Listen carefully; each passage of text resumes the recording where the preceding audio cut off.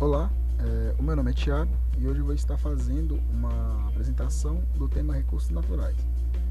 O enfoque maior dessa apresentação vai ser em torno dos impactos que são causados pela superexploração dos recursos naturais do planeta e também um pouco sobre conscientização do uso excessivo desses recursos. Mas para poder chegar nesse tema, primeiro a gente precisa entender o que são esses recursos naturais e quais são as suas classificações. Então esse vídeo vai se resumir primeiramente a uma explicação do que são os recursos, suas classificações, alguns exemplos dos recursos e por que esses recursos são tão explorados no nosso planeta. E após entraremos no tema principal, que é sobre os impactos que temos com essa alta exploração. Então vamos primeiramente entender o que são esses recursos naturais. Então, o que são os recursos naturais? Os recursos naturais são os bens que estão à disposição do homem e que são usados para sua sobrevivência, seu bem-estar e o seu conforto. São considerados recursos naturais os bens que são extraídos da natureza de forma direta ou indireta e são transformados para a utilização na vida do ser humano. Então esses recursos são as coisas tiradas da natureza que o homem as utiliza da forma que lhe convém para sustento e para poder sobreviver. Mas também tem casos que são usados para acumular excedente, como é o caso de algumas sociedades que eu vou estar citando logo mais à frente.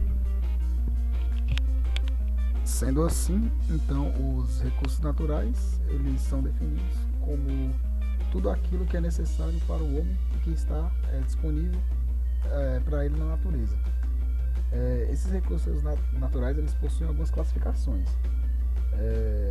como são os minerais, que aí se encontram os metálicos, industriais, os biológicos, que são explorados na agricultura, na caça, na pecuária, pescas e florestas. Tem os recursos hídricos, que se encaixam com a água, e também os recursos energéticos. Só que o enfoque de classificação dos recursos desse vídeo vai ser os recursos renováveis e os não renováveis. Os recursos renováveis, eles são os recursos que detêm a capacidade de renovação após serem utilizados pelo homem em suas atividades produtivas. São elementos naturais que, se usados da forma correta, podem se renovar. Então, caso haja o uso ponderado de tais recursos, certamente eles não se esgotarão. Aí aqui vamos ter alguns exemplos desses recursos que são renováveis. Temos o caso das florestas, o caso dos animais, que também são recursos renováveis. Aí temos as energias solar e energia eólica. Aí também temos a água, que é um recurso renovável, e também o solo. Dentre outros exemplos que também tem, mas eu deixei para citar apenas esses. Já os recursos não renováveis, eles são aqueles recursos que demoram muito tempo para se reproduzirem novamente, ou de maneira alguma não se renovam. Então, eles são os recursos que abrangem todos os elementos que são usados nas atividades antrópicas e que não têm capacidade de renovação. Isso quer dizer, então, que quanto mais se extrai desses recursos, mais as reservas diminuem, e diante desse fato é importante, então, adotar medidas de consumo comedido, poupando esses recursos pensando no futuro. Então, aqui temos alguns exemplos desses recursos naturais não renováveis, que é o caso do petróleo e é o caso também do ouro e de outros minérios em geral, que são recursos que não se renovam. O homem ele é parte importante da natureza e desde que ele apareceu na Terra, ele sempre usou tudo que a natureza poderia oferecer. Assim, sempre usou os alimentos, a água e abrigo, as coisas essenciais para a sua sobrevivência. E em todas as etapas históricas, a humanidade fez uso da natureza, primeiramente para o seu próprio sustento e mais tarde para produzir excedente. Aqui a gente tem uma imagem, né, que mostra lá nos primórdios como o homem já utilizava os recursos naturais, né? Que você vê a natureza, né? Tem a mulher aqui pegando e utilizando frutos, tem usando ali a água na pesca, tem a caça e entre outros, né, recursos que eles estavam usando. Mas em algumas sociedades, principalmente em sociedades capitalistas, essas pessoas elas não usam os recursos naturais apenas para o seu sustento, elas visam o lucro. E sendo assim, eles extraem de forma muito a mais de uma forma descontrolada esses elementos da natureza, causando assim os impactos ambientais, né?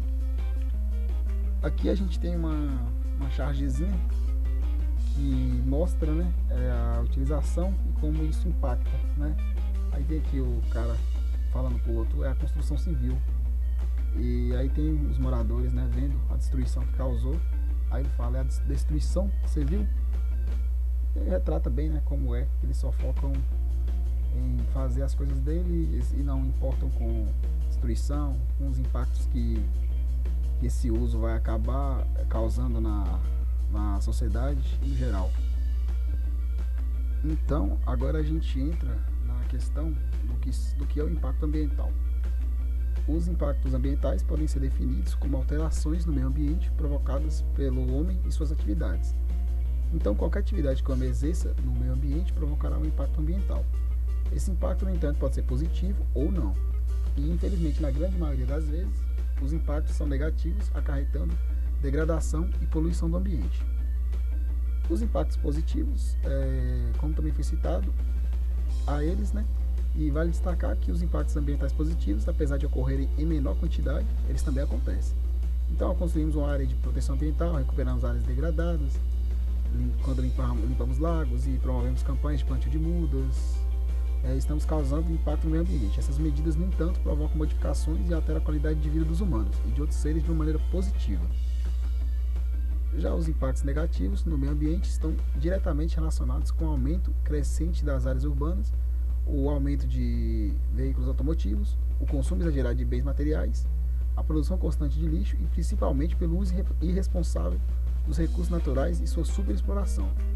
Percebemos, portanto, que não só as grandes empresas afetam o nosso meio, mas também nós, com pequenas atitudes, provocamos esses impactos ambientais diariamente. Aí temos aqui algumas consequências, né, dessa superexploração e que causam alguns impactos. Aí temos aqui um exemplo de um impacto ambiental, que é o desaparecimento dos habitats essenciais para a fauna e flora, ou seja, a extinção de espécies. Existe cerca de 30 milhões de espécies animais e vegetais diferentes no mundo, e delas mais de 31 mil espécies estavam ameaçadas de extinção atualmente, de acordo com a União Internacional para a Conservação da Natureza. Temos também impactos econômicos, em que 33% do solo do planeta está degradado, em níveis de moderado a alto. Isso é de acordo com a Organização das Nações Unidas para a Alimentação e Agricultura. Se a erosão de solo fértil continuar nesse ritmo, os preços dos produtos agrícolas vão inevitavelmente disparar. E também temos consequências na área da saúde, né? Que se não cuidarmos das florestas, haverá menos sumidouros de carbono e, portanto, mais poluição do ar. De acordo com a Organização Mundial da Saúde, a OMS, 9 em cada 10 pessoas no mundo respiram ar com altos níveis de poluição e 7 milhões de pessoas morrem anualmente por conta dessa contaminação do ar. Além de também, né, temos outros impactos que podem ser causados pelo homem. Podemos citar a diminuição dos mananciais, inundações, erosões, poluição, mudanças climáticas, destruição da camada de ozônio, chuva ácida, agravamento do efeito estufa e destruição dos habitats. Isso acarreta consequentemente com o aumento do número de doenças na população e outros seres vivos e afeta a qualidade de vida deles. Então, aqui nessa imagem a gente tem algumas medidas para conter essa superexploração dos recursos naturais. Aí tem algumas formas aqui que eles estão colocando aqui pra gente. E para finalizar, a gente vai ter agora um vídeo, né, que foi disponibilizado pelo governo com algumas parcerias, em que o vídeo fala sobre o consumo mais pensado, mais planejado, né? Não desse consumo exacerbado que acaba com os recursos. Aí, para finalizar, a gente acaba com esse vídeo que eu vou estar deixando aqui, e a gente finaliza por aqui essa videoaula.